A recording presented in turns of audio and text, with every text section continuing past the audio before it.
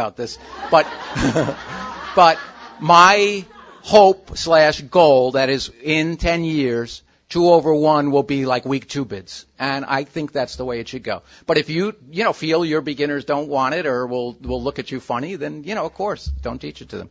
Okay, let me get to what I intended to talk about if we have any time left, and it says pet peeves. And the first item on here is the one I'm going to dwell on today. Then there's some other things I'll get to. And, as I told you, most of my teaching, really all of my teaching, is geared towards intermediate. And to me, I'm sure you all have that problem. What's intermediate? To me, intermediate's anything above beginner. I mean, that's kind of the way I look at it, because you know when you advertise as intermediate, you're going to get everyone. So that's the way I describe it. So this is not for all the material I'm talking about today is for you to use with anyone other than beginners. And if you're getting world champions in your class, well, it's not for them either, but, Okay, so the most important thing I want to talk about is these high doubles in general, and then high-level doubles, like 4 hearts double, 4 spades double, things like that, because I find this is one of the biggest misconceptions, the biggest mistake being taught today. And I hope when all my students come to me that they'll have this right, and they won't come to me and say, Larry, my teacher told me blah, blah, blah, because there's really should be no debate about these doubles. So the first thing I want to say about doubles in general is I think as bridge is evolving, more and more doubles mean not penalty. There's very few penalty doubles left anymore. The more you play, the more experience you get, the more the game evolves, more and more that double doesn't mean I double you for penalties. And, of course, all our students know 1 spade double is not for penalty. Eventually, I hope they're ready to learn negative doubles, which I feel, by the way, it's a tough topic to teach, but it's not taught enough. And I would love to see more teachers working on negative doubles because they come up all the time.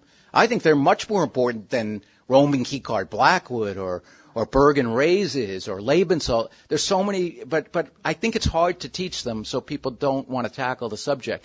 But I find my students in general are sorely in need of work with negative doubles, which come up all the time. Yeah.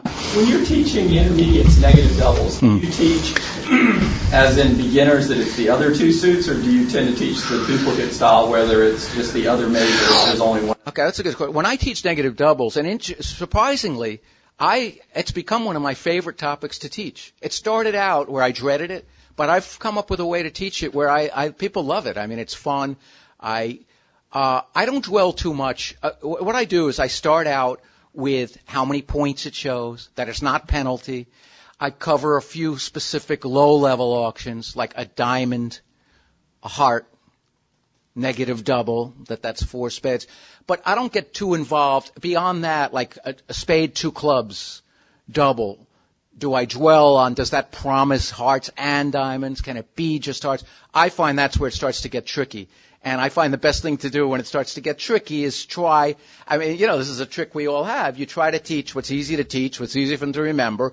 And if you know it's a complicated part of it, you don't want to stand there for 20 minutes. So I don't get into depth, 1 spade, 2 clubs, double, what that guarantees in the other suits. So if that's the question, that's kind of where I end a 1-hour lesson on negative doubles. I focus more on the points, the level, the 1 level, the other, and I say, in general, here's what I say to get around that. I say, in general, the focus is on the other major. And that's good enough for a while.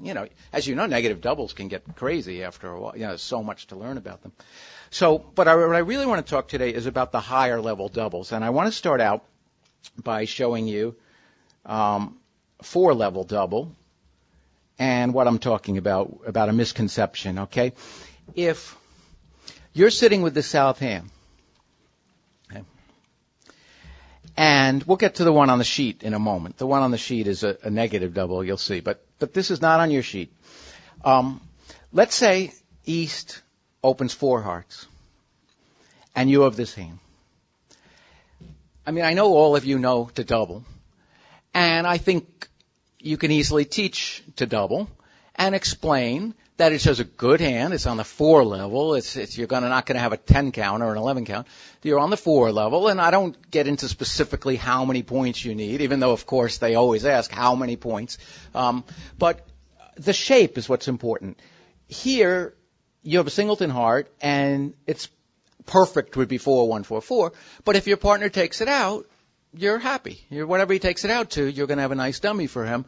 And the double is intended as take out. The way I like to explain it, though, and you'll see where I'm going with this, is when they open a high-level bid, like on the 4 level, double is take out / cards.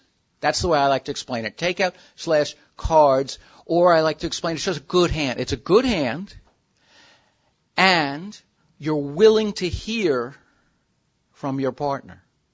That's the most important part of explaining this. You're willing to hear when you double. You're willing to hear your partner bid something. Okay, you don't mean it as, I want to defend against 4 hearts doubled. That's not what it means. You don't want to defend against 4 hearts doubled. You have a good hand. You're willing to hear from your partner. Okay? Will your partner take it out? Here's what you have to make the distinction with, okay? When it goes 1 heart and you double, it's take out, and of course your partner's going to take it out.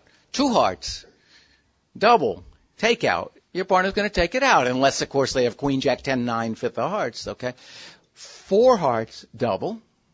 It's intended as takeout, but what the hard part to teach is what to do with the other hand, and if you go that far, I mean, today I'm mostly talking about the doubles, but if you go that far, what would you teach the partner of this doubler to do? What would their mindset be?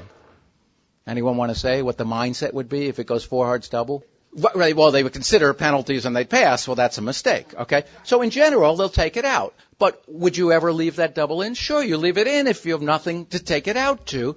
And what that means is, let's say you have 3 little, 4 to the queen, and 3 to the jack. I mean, what are you going to do? Take it out to the 5 level with the 4 diamonds to the queen? So you have to talk. I'm not going to really talk much about that today. But when it goes 4 hearts double, it's intended as takeout. And your partner will usually take it out. Okay? But if they have a flat, junky 6 count, they'll shrug and hope to beat it. So that's kind of the way to teach what a double of 4 hearts would be. Let me show you another example, and you'll see where I'm heading with this. Okay, let's say you have this hand, and they open 4 hearts. You have a beautiful 17-point hand, and I don't think you want to pass, but there's nothing you can bid. 4-no trump would be for the minors. You'd be amazed how many people will think it's Blackwood or something. So you can't bid 4-no trump, and you can't pass, so you double. And again, how do I describe that double of 4 hearts? A double of 4 hearts is take out / cards / a good hand,